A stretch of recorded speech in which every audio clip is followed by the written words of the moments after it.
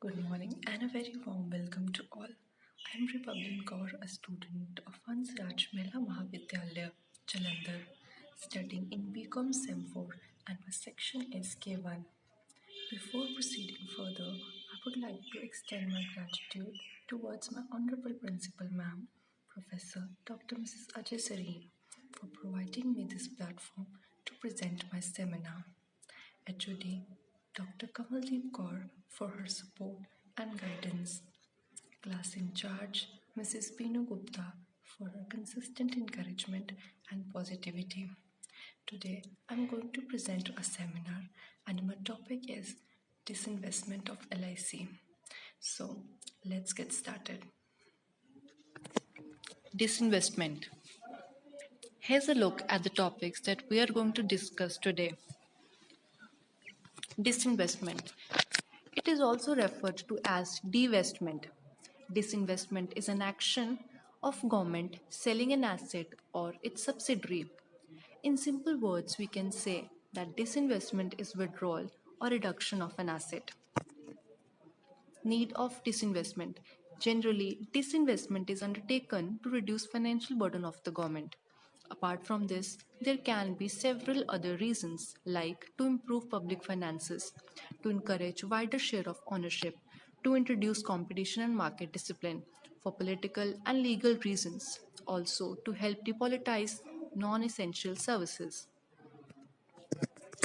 Objectives of disinvestment can be to increase consumption and demand, to minimize government debt, financing fiscal deficit, implementing social programs in health and education sector, financing large-scale infrastructural projects across the country, for investing in the economy, to help public enterprises to upgrade their technology. Government to disinvestment LIC. Government decided to disinvest about 6 to 7% of its share in LIC, and this announcement was made by Finance Minister Nirmala Sitharaman in her budget speech on February 1, 2020. What does these pictures depict?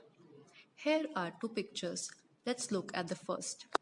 We can see there are two hands, first one depicting private sector and second one depicting public sector undertakings.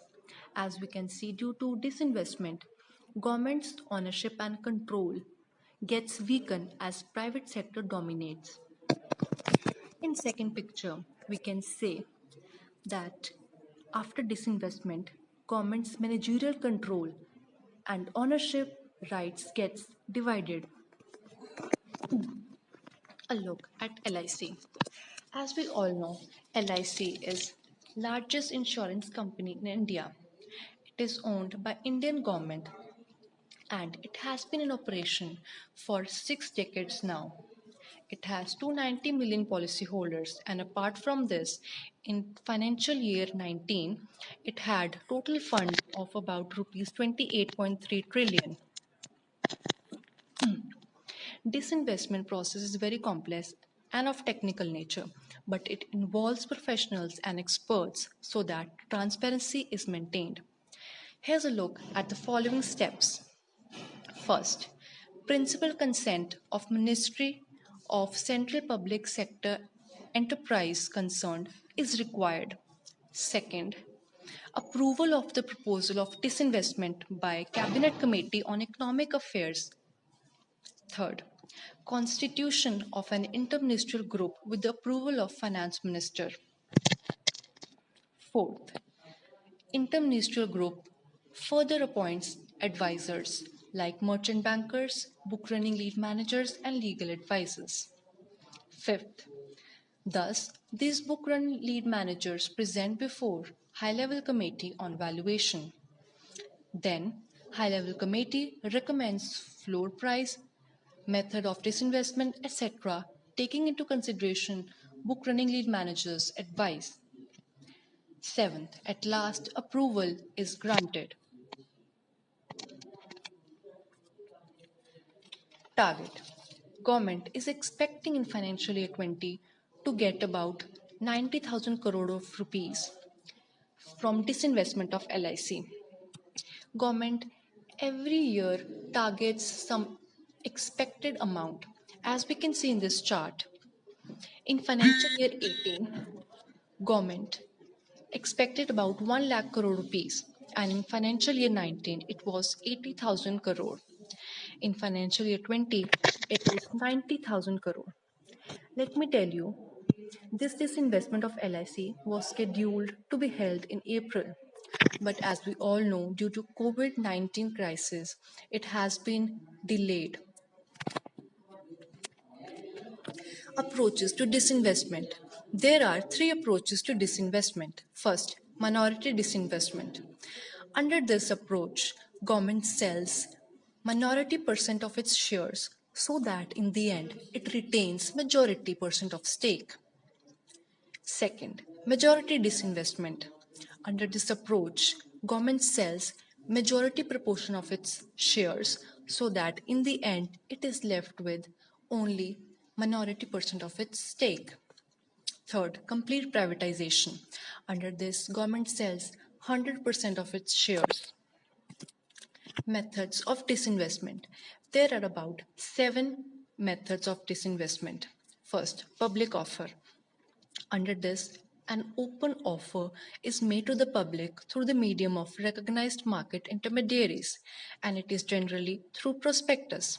Second, sale of equity.